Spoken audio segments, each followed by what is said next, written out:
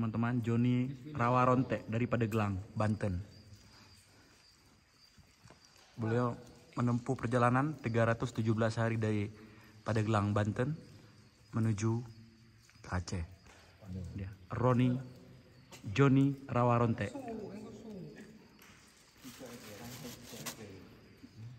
Beliau ikut menggotong ayam sakti. Bang Jon dari hari ikut. Bang Jon yang dari orang nih, Bang Jon kata orang ini.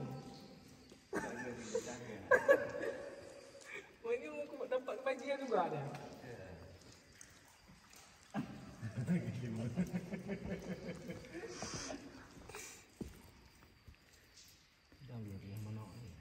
Kita lihat apa yang dilakukan Joni Rawaronte dengan ayam saktinya.